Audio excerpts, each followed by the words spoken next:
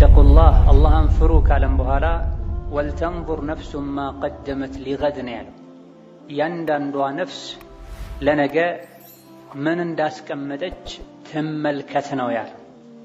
ያንዳንዷ ነፍስ ለነገ ለአኼራ፣ ለቀብሯ፣ ለየውመል ቂያማ ምን እንዳዘጋጀች ትመልከት ነው የተባለ። አላህ ተባረከ ወተዓላ ያዘዘንን መታዘዝ የከለከለንን መከልከል ማለት ነው። ይህ በረመዳን የተገደበ አይደለም። በዓመት አንድ ወር ብቻ አምልኩኝ አይደለም አላህ ያለው። እድሜ ልካችንን እንድናመልከው ነው ያዘዘን። ወዕቡድ ረበከ ሐታ ያእትየከ አልየቂን ነው የሚለው አንቀጹ።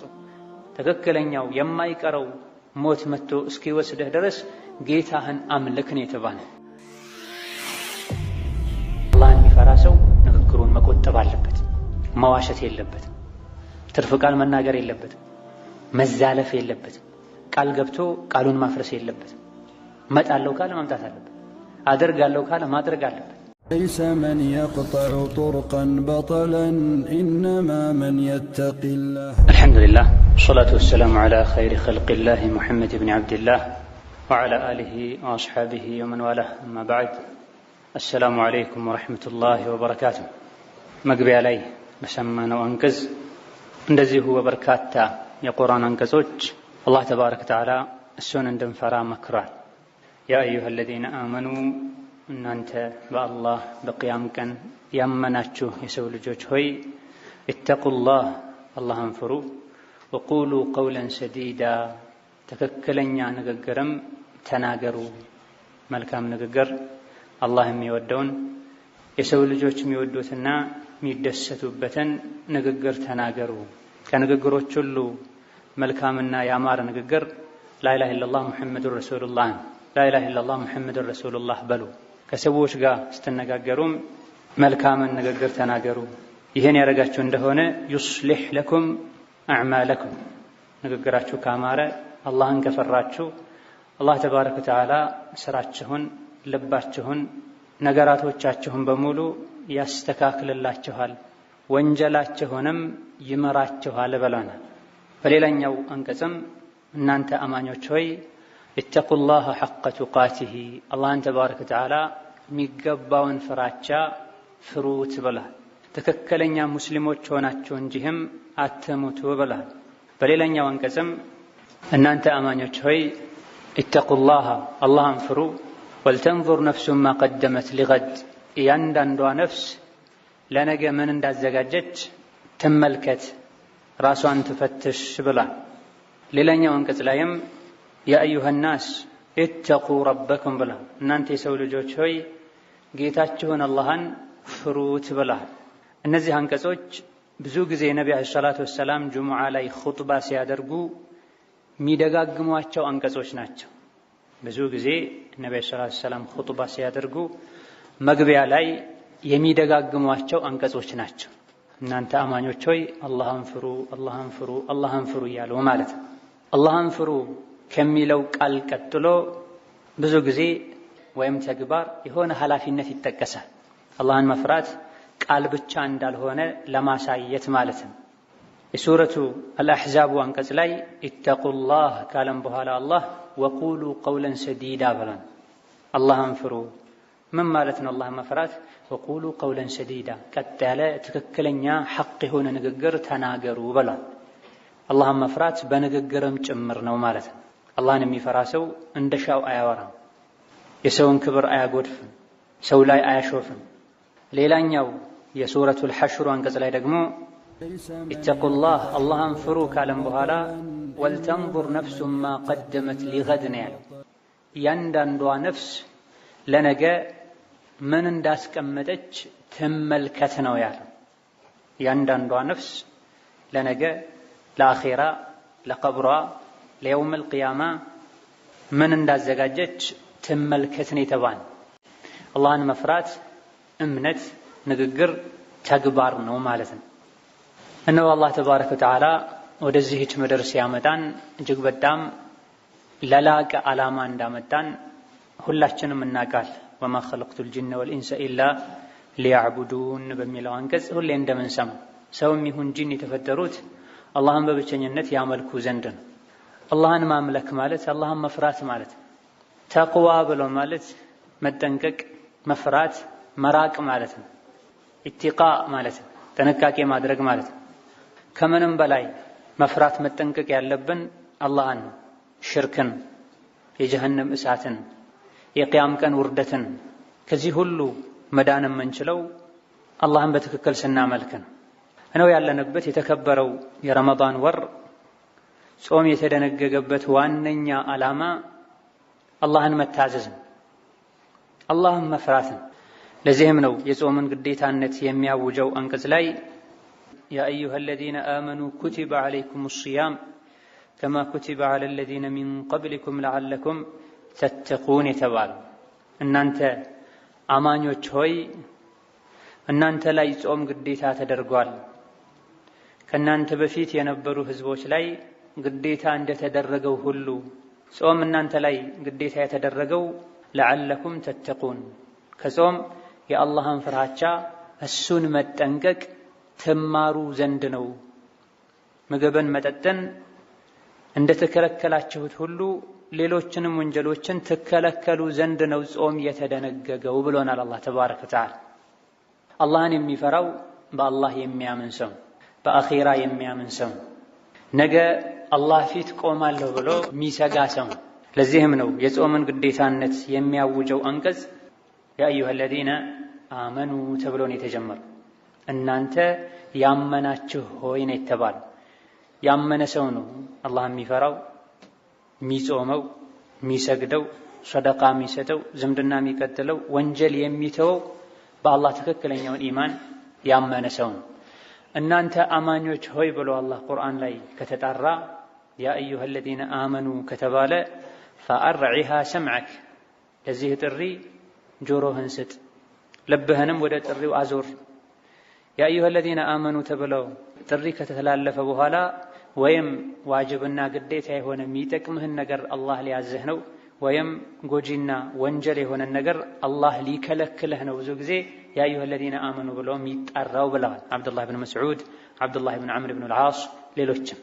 እዚህ ጋር እናንተ አማኞች ሆይ ብሎ ከጠራም በኋላ ጾምን እናንተ ላይ ግዴታ አድርጌያለሁኝ ከዚህ በፊት የነበሩ ህዝቦች ላይ ግዴታ እንዳደረግኩት ሁሉ ለዐለኩም ተተቁን አላህን ትፈሩ ዘንድ ብሏል። ጾምና አላህን መፍራት ሁለቱም የተያያዙ ናቸው። በትክክል የሚጾመው አላህን የሚፈራ ሰው፣ ይብዛም ይነስ ምግብ መጠጥ እንኳን የሚያቆመው ተቅዋ ያለው ሰው። አላህን ባይፈራ አንድ ሰው ከቤት ጾመኛ ነኝ ብሎ ወጥቶ በተለይ እንደ ሀገራችን ባለ ረመዳን ላይ ማንም እንደፈለገ ሜዳ ላይ በሚበላበት ሆቴሎች በሚከፈቱበት ሀገር ላይ የፈለገውን ነገር ገዝቶ ይዞ ተደብቆ መብላት ይችላል። አለባበሱ ላይ የእስልምና ምልክት ማይታይ ከሆነ ምግብ ቤትም ገብቶ በልቶ መውጣት ይችላል። ቤት ሲመለስ ለባለቤቱ ለልጆቹ ጾመኛ ነኝ ብሎ አብሮ ማፍጠር ይችላል። ይሄን ከማድረግ የሚከለክለው ይብዛም ይነስ የአላህ ተቅዋ ስላለው አላህን ስለሚፈራ። አላህን ባይፈራ ይበላል ይጠጣል። ውስጣችን ላይ ያለው የአላህ ፍርሃቻ በጠነከረ ቁጥር ደግሞ ምግብና መጠጥን እንደተውን ሁሉ ሌሎችንም ወንጀሎችን መተው እንችላለን። የሰው ገንዘብ መዝረፍን፣ የሰው ስም ማጥፋትን፣ ሰው ላይ የሌለበትን መለጠፍን፣ ዝምድና መቁረጥን፣ ሪባ መብላትን፣ ግቦ መስጠትን መቀበልን መተው እንችላለን። እነዚህ ሁሉ ወንጀል ናቸው። ረመዳን ላይ በቀኑ ክፍለ ጊዜ መብላት ወንጀል እንደሆነ ሁሉ ኧረ እንደው ረመዳን ላይ መብላት የተፈቀደላቸው ሰዎች ሁሉ አሉ። የታመመ ሰው መብላት ይፈቀድለታል፣ ሌላ ጊዜ ቀዷ ያወጣል። መንገደኛ የሆነ ሰው መብላት ይፈቀድለታል። ነፍሰ ጡር የሆነች አጥቢ የሆነች ሴት መብላት ይፈቀድላታል። ነገር ግን ጉቦ መቼም መብላት አይቻልም። ሪባ መቼም መብላት አይቻልም። የሰው ገንዘብ መቼም መዝረፍ አይቻልም። ዝምድናን መቼም መቁረጥ አይቻልም። አትምጣብኝ ብሎ እንኳ ቢያባርህ መንገድ ላይ ስታገኘው ሰላም አለይኩም ማለት አለበት ዘመድ። ሐላል የሆነውን ብዙ ጊዜ የሚፈቀደውን ምግብ ጾም ነው ብለን አቁመን ስናበቃ ሐራምነቱ ሁሌም የጸናውን ወንጀል ልንዳፈር አይገባንም። ትክክለኛ የአላህ ፍርሃቻ ካለን ማለት ነው። ለዐለኩም ተተቁን ምግብና መጠጥን በመተው አላህን ትፈሩ ዘንድ ነው። ነገር ግን እዛ ውስጥ ሌሎችም ወንጀሎችን በመተው አላህን ትፈሩ ዘንድ ማለት ነው የተፈለገበት። ረመዳን የተቅዋ መድረሳ ነው። አላህን መፍራት የምንማርበት መድረሳ ነው። ረመዳን ላይ የያዝነው ትምህርት ያገኘነው ኮርስ 11ዱን ወር በሙሉ ትክክለኛ የአላህ ባሪያ ሊያደርገን ይገባል። ረመዳን ላይ የለመድነውን ውሸት መተው ሁሌም ልንቀጥልበት ይገባል። ረመዳን ላይ የለመድነውን ዲን ላይ ቀጥ ማለት ሁሌም ልንቀጥልበት ይገባል። ረመዳን ላይ የያዝነውን መልካም ስነ ምግባር፣ ታጋሽነት፣ ፈገግታ ከረመዳን በኋላም ልንቀጥልበት ይገባል። በጥቅሉ ተቅዋ ማለት አላህ ተባረከ ወተዓላ ያዘዘንን መታዘዝ፣ የከለከለንን መከልከል ማለት ነው። ይህ በረመዳን የተገደበ አይደለም። በዓመት 1 ወር ብቻ አምልኩኝ አይደለም አላህ ያለው፣ እድሜ ልካችንን እንድናመልከው ነው ያዘዘን። ወዕቡድ ረበከ ሐታ ያእትየከ አልየቂን ነው የሚለው አንቀጹ። ትክክለኛው የማይቀረው ሞት መጥቶ እስኪወስድህ ድረስ ጌታህን አምልክ ነው የተባለ። ረመዳን ላይ እጅግ በጣም ብዙ ሰዎች ንግግራቸው ላይ፣ እንቅስቃሴያቸው ላይ የአላህ ፍርሃቻ ይስተዋላል። ነገር ግን ረመዳን እንደወጣ አህዋላቸው ይበላሻል። ረመዳን ላይም በቂ አይደለም ተቅዋቸው፣ ፍርሃቻቸው። ሰው ሲያስቆጣቸው ወዲያውኑ ግንፍል የሚሉ የስድብ ማዕት ሰዎች ላይ የሚያወርዱ ሰዎች አሉ። ጾመኛ መሳደብ የለበትም። አይደለም ጀምሮ መሳደብ፣ ሌሎች ቢሰድቡት እንኳ ጾመኛ ነኝ ይበል ነው ያሉት ነብዩ ሰለላሁ ዐለይሂ ወሰለም። ሌላ ጊዜ የተሰደበ ሰው መልስ ቢሰጥ ተፈቅዶለታል። በላጩ መሰበር ከመሆኑ ጋር ማለት ነው። ይቅር ብትል የሰደበህን ሰው ቸላ ብለህ ብታልፍ መልካም። ነገር ግን ለሰደበህ ሰው መልስ ብትሰጥ ተፈቅዷል። ላ ዩሂቡ ላሁ አልጀህረ ቢሱኢ ኢላ መን ዙሊም። ነገር ግን ረመዳን ላይ ብትሰደብ እንኳ ተሰደብኩኝ መመለስ አለብኝ አትበል።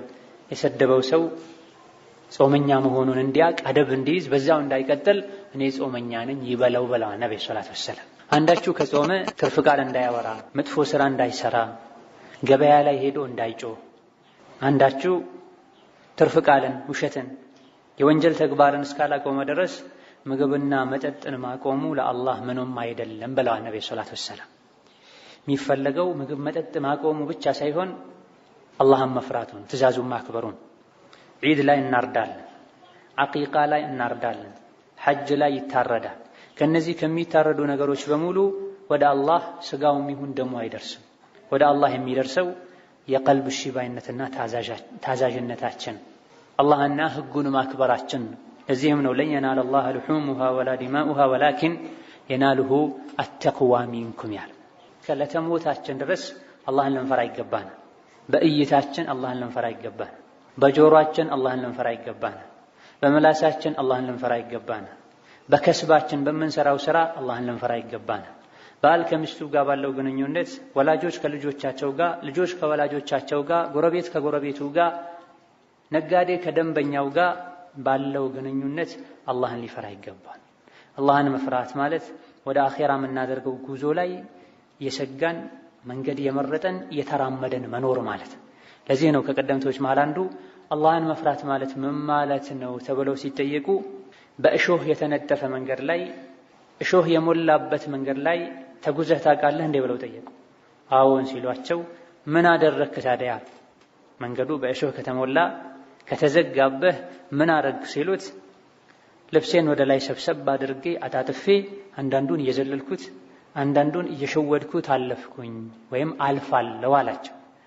አላህን መፍራት ማለትም ተቅዋ ማለትም ይሄው ነው አሉት። ህይወታችን ላይ ብዙ የተለያዩ ነገሮች ይገጥሙናል። እንድትዋሽ የሚያደርጉ፣ ቀጠሮ ቀጥረህ እንድትቀር የሚያደርጉ፣ እንድታጭበረብር የሚያደርጉ፣ ከሰው እንድትጣላ የሚያደርጉ፣ እነዚህ ነገሮችን በሙሉ አላህን ፈርተህ በተጠንቀቅ መሸጋገር መቻል ማለት ነው አላህን መፍራት። አንዱን በጉልበት ሌላኛውን በብልጠት ሌላኛውን በውሸት አይደለም። አላህን የሚፈራ ሰው ሁሉንም ነገ የቂያም ቀን እያዛለሁ ብሎ አላህ ፊት በማይጠየቅበት መልኩ ነገሮችን መወጣት ማለት ነው።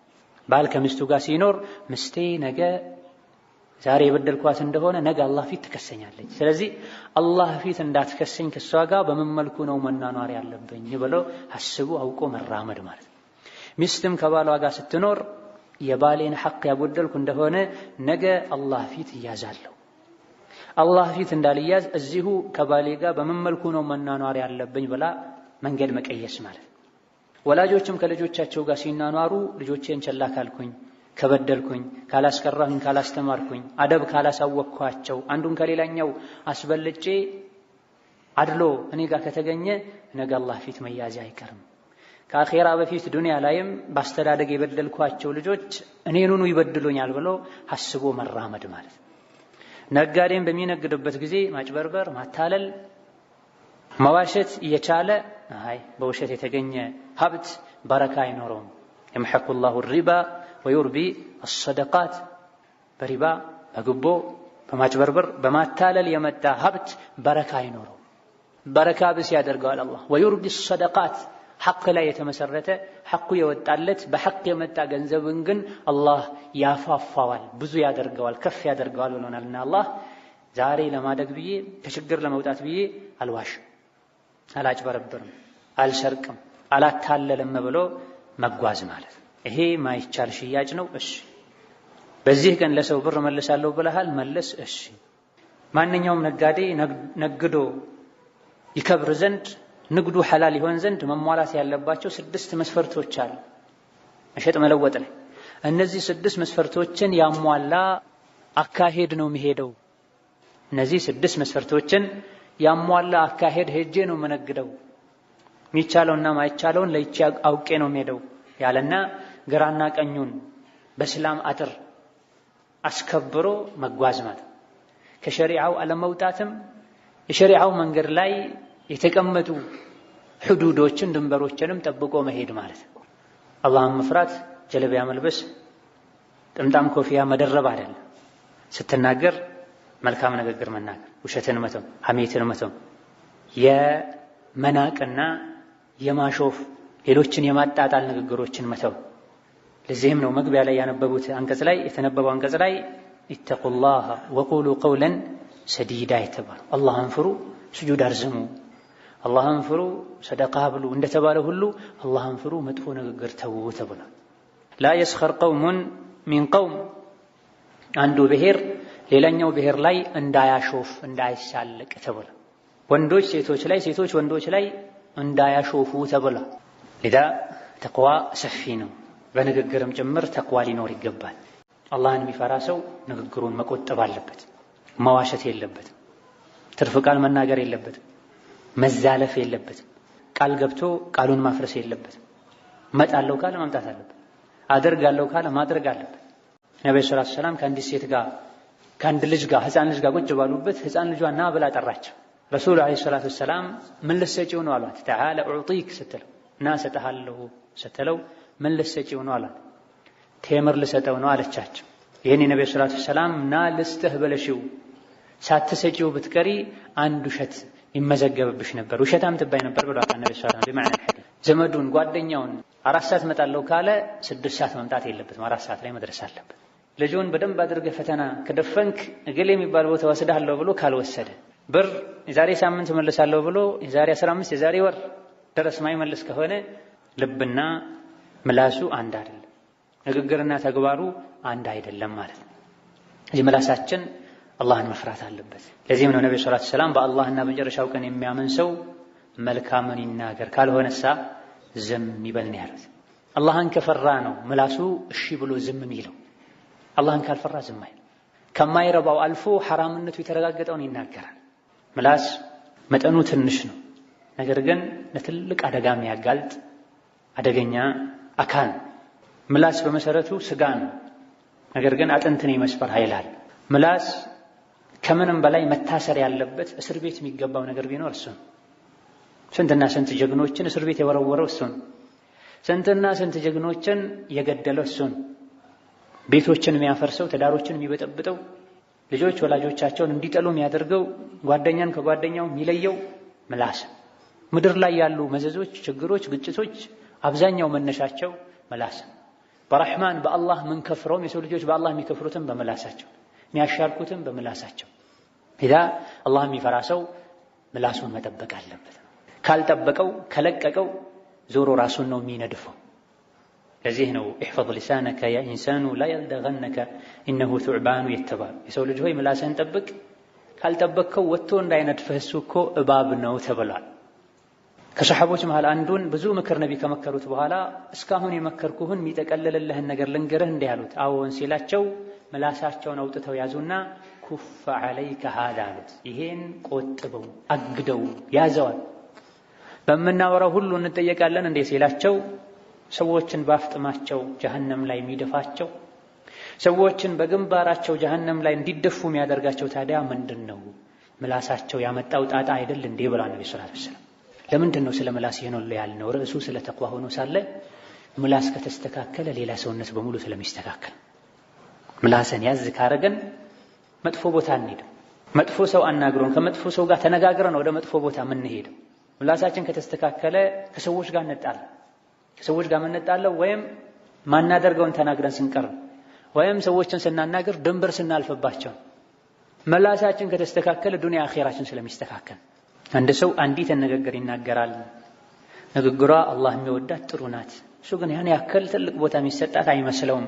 ነገር ግን ጥሩ ንግግር ስለሆነች በዛች ንግግሩ አላህ ተባረከ ወተዓላ መቼም የማይቆጣበትን ውዴታ ሪድዋን ይሰጠዋል ብላ ነብዩ ሰለላሁ ዐለይሂ ወሰለም። በአንድ ንግግሩ አላህ ለዘላለም ይወደዋል ብላ ነው።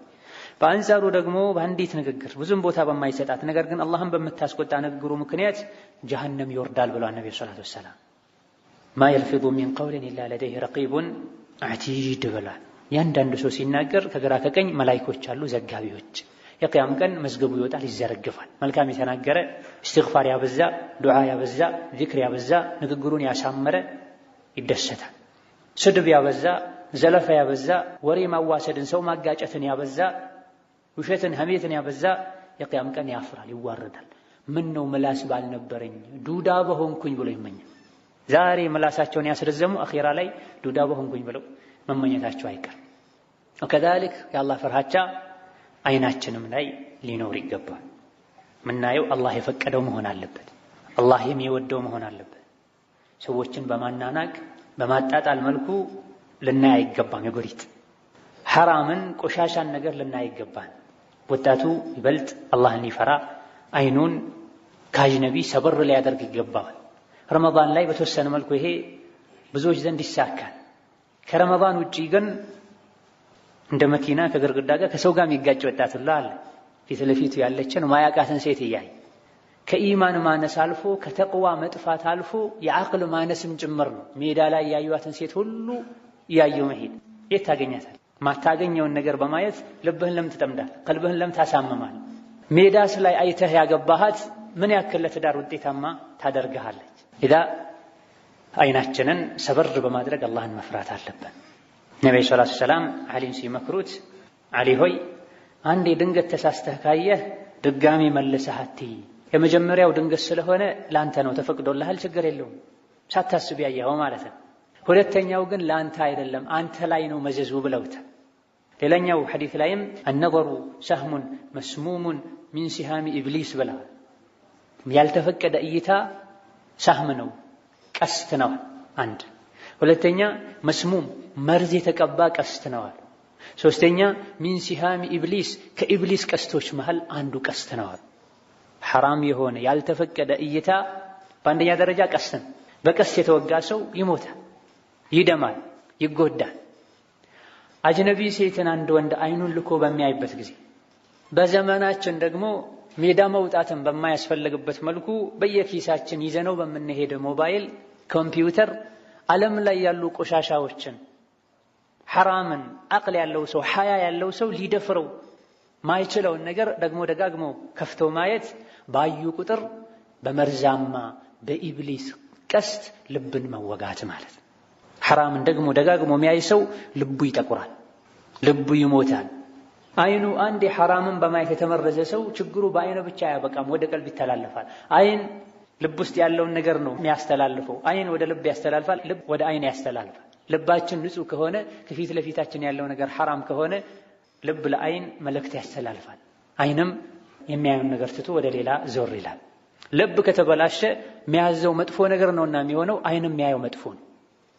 ሁለቱ የተያዙ ናቸው። ልቡ እንዲስተካከል የፈለገ አይኑን ሰብር ማድረግ አለበት፣ ምላሱን ያዝ ማድረግ አለበት። ተቅዋ ደግሞ ያለው ልብ ውስጥ ነው። አተቅዋ ሃሁና አተቅዋ ሃሁና አተቅዋ ሃሁና ብለው ሶስት በዚህ መልኩ ያመላከቱ የአላህ ፍርሃት ያለው እዚህ ውስጥ ነው፣ የአላህ ፍርሃት ያለው እዚህ ውስጥ ነው ብሏል ነብዩ ሰለላሁ ዐለይሂ ወሰለም። እዚህ ውስጥ ከጸዳና ከጠራ ከተስተካከለ ከዛ በኋላ የተቀረው ሰውነት በሙሉ ይስተካከላል። አይናችን አላህ የሚወደውን ነገር እንጂ አያይም። ምን ቦታኝ ለምን አላህን የሚያስቆጣብኝ ነገር ለምን አያይ? ማየቴ ምን ይጠቅመኛል? ቆሻሻን ነገር ስላይ አንድ ሰው ምንም የሚጠቀመው ራሱን ከመጉዳት ውጭ ቆሻሻ ፊልሞችን የብልግና ፊልሞችን ኢማን ያለው ሰው ተቅዋ ያለው ሰው አይም አንዴ ተሳስቶ ሊያደርግ ይችላል ነፍሱን ይመልሳል። ስራዬ ብሎ ግን ደግሞ ደጋግሞ የሚያይ ከሆነ በህደት ቀልቡ ይሞታል። አይኑ ሐራም ማየቱ ልቡ እንዲታወር ያደርገዋል። ለዳ መጥፎ ነገር ከገጠመ ፊት ለፊት አጅነቢ ሴት ከገጠመች ስልክህ ላይ መጥፎ ነገር ከመጣ ቴሌቪዥን ላይ መጥፎ ነገር ከመጣ ቶሎ ብለህ አይንን ዞር አድርግ። አይ ብለህ ግን ያን ደግመህ ደጋግመህ ካየህ ማግኔት ነው ይስብሃል። ዛሬ ፈልጋ እንዳየኸው ነገ አስገድዶ ያሳያል። ሐራምን ነገር የማየት ሱስ የያዛቸው ሰዎች በስተዋል ባለንበት ጊዜ ረመዳን ውስጥ ሁሉ ቆሻሻ ፊልም አይቼ የዘር ፈሳሽ ወጣኝ ጾሜ ይፈርሳሉ ወይ ብለው የሚጠይቁ ሰዎች አሉ። ምኑን ጾምክ? ሐራም አይተህ የዘር ፈሳሽ ከወጣህ ምኑን ጾምክ? ምኑን ጾምሽው? ሐላሉን ምግብ ሐላሉን መጠጥ ትተን ሐራም ቆሻሻ ነገር በማየት ጾማችን የሚፈርስ ከሆነ ቀልብ የለንም። አላህ ቀልብ እንዲሰጠን ዱዓ ልናደርግ ይገባናል። ደግሞ ደጋግሞ ሐራም የሚያይ ሰው ቀልቡ ይሞታል፣ ቀልቡ ይደርጋል። ከምንም በላይ አላህ ዘንድ የተጠላ ሰው ቢኖር ቀልብ ደረቅ ሰው ነው ብለዋል ዑመር ኢብኑ አልኸጣብ ረዲየላሁ ዐንሁ ወአርዳ። ለዳ አይናችን ሰበር ማድረግ አለ። አይ ብሎ አይኑን የለቀቀ ኢብሊስ በተደጋጋሚ በመርዛማ ቀስት ይወጋዋል። ኖርማል ቀስት እንኳ የሰው አካልን መጉዳቱ ወይም ሰውን መውጋቱ በሽታ ያስከትላል። ቀስቱ መርዛማ ከሆነ ይገድላል። ቀስቱን የወረወረው ኃይለኛው ጠላትህ ኢብሊስ ከሆነ አልቆልሃል፣ ሞታል። ብዙ ሰዎች መሞትን የሚያውቁት ሩሃችን ከአካላችን ተለይቶ ቀብር ሄደን ስንቀበር ነው። ይሄ ቀላሉ ሞት ነው። አማኞች ሁሉ የሚናፍቁት ሞት ነው። ትክክለኛ ኢማን ያለው ሰው አላህ የሚፈራ ሰው የሚናፍቀው ሞት ነው። በተለይ ባለንበት ዘመን አኺር ዘመን ላይ የሚያውቀው ወዳጁን የቀበረ ሰው በወዳጁ በመቃብር በኩል ሲያልፍ ያለይተኒ መካነክ የሚልበት ዘመን ይመጣል ብሏል። እንደው እዚህ ጋር ሞቼ የተቀበርኩት እኔ በሆንኩኝ የሚባልበት ዘመን ይመጣል፣ ፊትና ከመብዛቱ የመጣ። ስለዚህ ትክክለኛውን ሞት አሁን የተባለውን አይነት ሞት ትክክለኛ ሙእሚን ይፈልጋል፣ ይናፍቃል። እነማ ትልቁ ሞት ትልቁ አደጋ የቀልብ መሞት ነው። አላህን ፍራ እየተባሉ አለመፍራት፣ ሐራም መሆኑን ያወቁ ሐራም መዳፈር፣ ብዙ ኸይር ስራዎችን መስራት እየቻሉ ማሳለፍ፣ ሌሎች ሲሞቱ እያዩ አለመማር። ትናንት ከሱ ጋር ሪባ ሲበላ ግቦ ሲሰጥ ሲያጭበረብር ሲዋሽ የነበረ ሰው ሲሞት ያያል። ወይኔ ጓደኛዬ ሞተ ብሎ አንዴ ጭንቅላቱን ይዞ በማግስቱ እዛው ሪባ ላይ እዛው ውሸት ላይ እዛው ቅጥፈት ላይ እዛው ማታለል ላይ ይገባል። የሞተው ያ ወስዶ የቀበረው ሳይሆን የሞትከው አንተ ነህ። አላህ የሚጠላውን ስራ እንደምትሰራ እያወቅህ እሱ በድንገት መሞቱን እያየህ ዚናውን፣ ውሸቱን፣ ጉቦውን ያድበሰበስክ እንደጨቀየህ አንተንም በድንገት ሞት መጥቶ እንደሱ ሊወስድህ እንደሚችል እያወቅህ ዝም የምትል ከሆነ የሞተው እሱ ሳይሆን እኛ ነን የሞተው። ይዛ የወንጀል መብዛት፣ የውሸት መብዛት፣ የሐራም እይታ መብዛት ቀልብ ያደርቃል። ቀልቡ የደረቀ ሰው ቀልቡ ይሞታል። ቀልቡ የሞተ ሰው ቀድሞ ሞቷል። ሌሎች አባቴ፣ እናቴ፣ ወንድሜ ሞተ ብሎ ማልቀስ ሳይሆን ልቤ ሞተ፣ ቀልቤ ሞተ ብሎ ማልቀስ ያለበት ለራሱ። በህይወት ያለ ለራሱ ያለቀሰ የሞተ ቀን ይስቃል። በህይወት ያለ ለራሱ ለነፍሱ ተጨንቆ ያለቀሰ አላህን ይቅርታ የጠየቀ ራሱን ያስተካከለ የቂያም የሞቱ ቀን ሰዎች ሲያለቅሱ እሱ ይስቃል። ይታ አደገኛ የሆነው አይንን ልንጠብቅ ይገባናል። ምላስን ልንጠብቅ ይገባናል። አይንና ምላሱን ያልጠበቀ ብልቱን መጠበቅ አይችልም። ለዚህ ነው ነብዩ ሰለላሁ ዐለይሂ ወሰለም መን የضመን ሊ ማ በይነ ለሕየይሂ ወማ በይነ ፈኺደይሂ አضመን ለሁ አልጀነ ያሉት።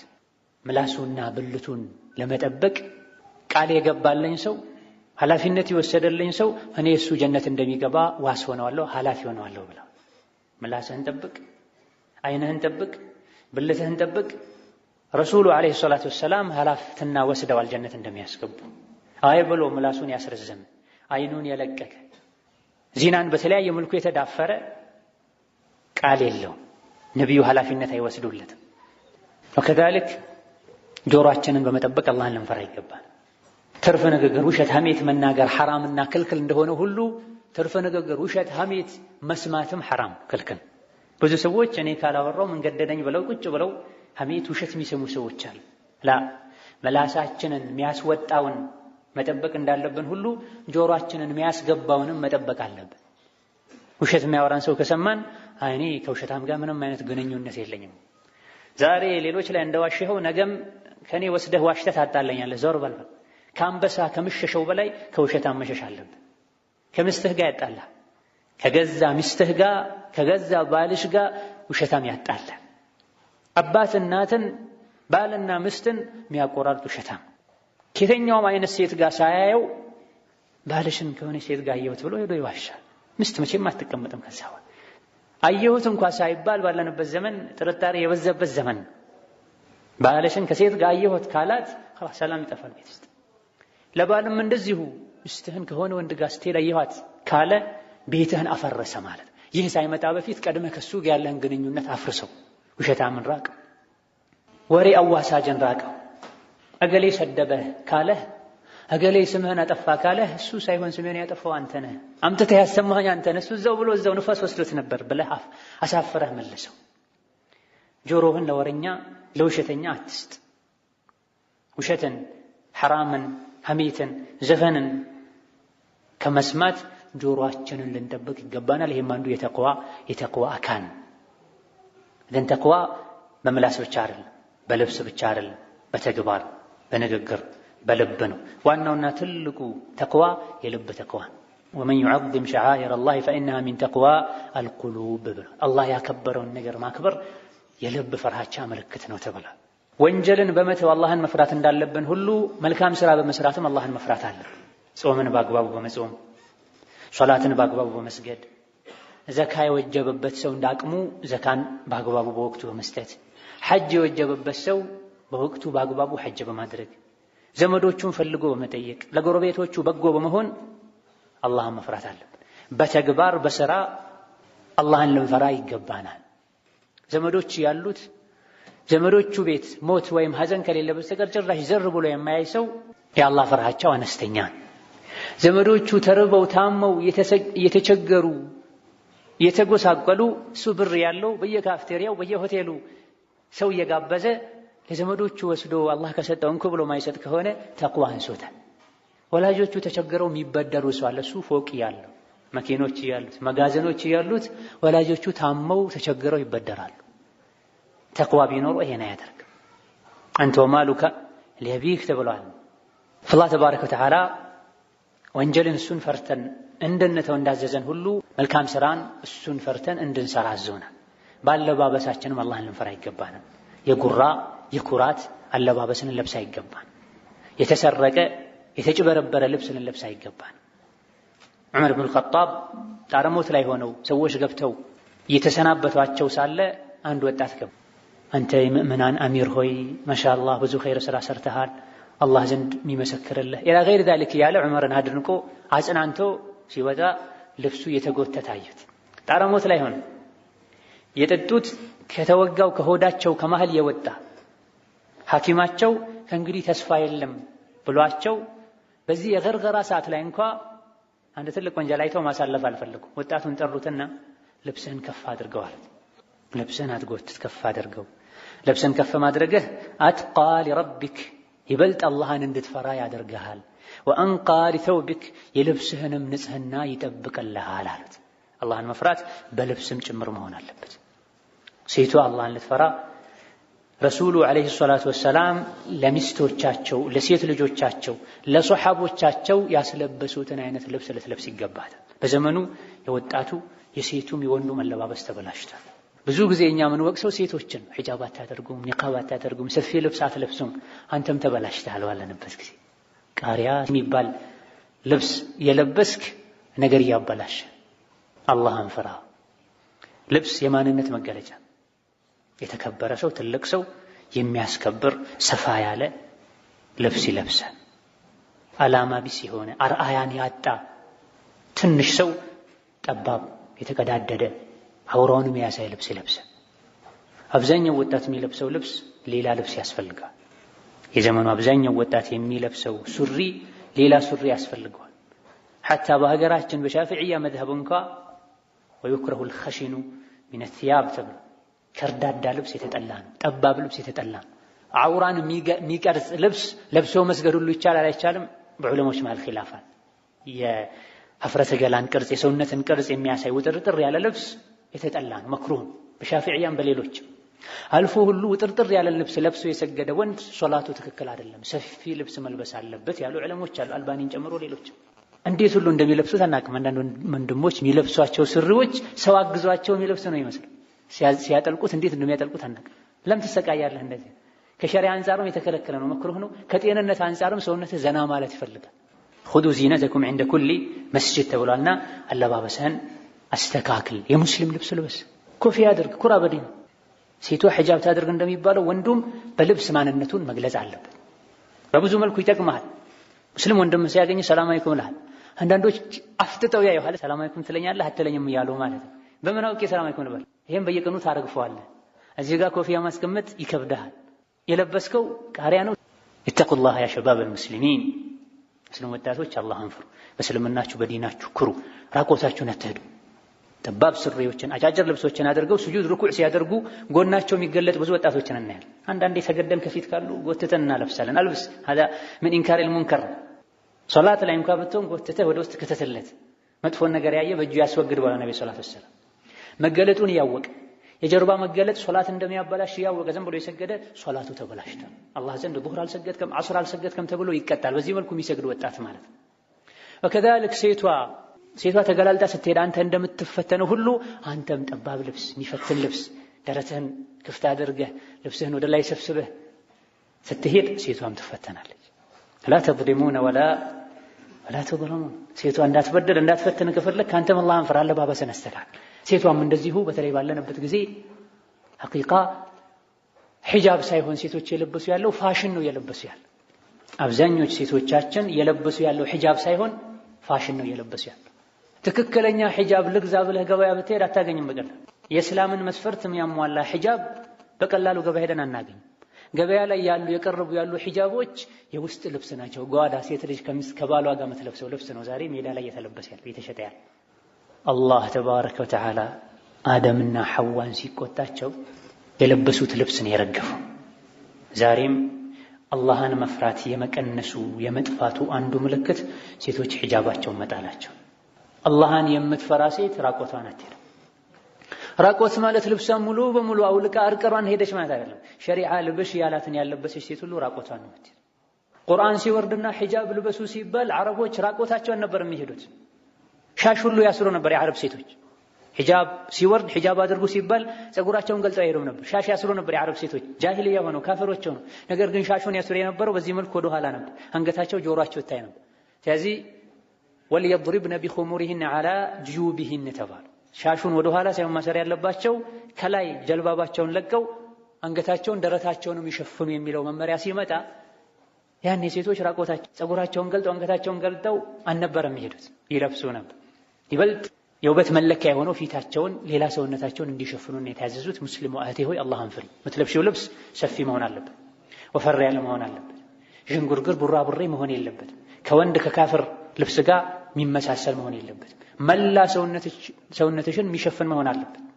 ተወሰነ መልኩ ኺላፍ ያለው ፊት ላይ ባለንበት ጊዜ ፊትም ተሸፍኖ ሰላም ጠፍቷል፣ ቀልብ ደርቋል፣ ወንጀል በዝቷል። እዚህ የትኛውም ዓለም ፊትን መሸፈን ወንጀል ነው አላለም።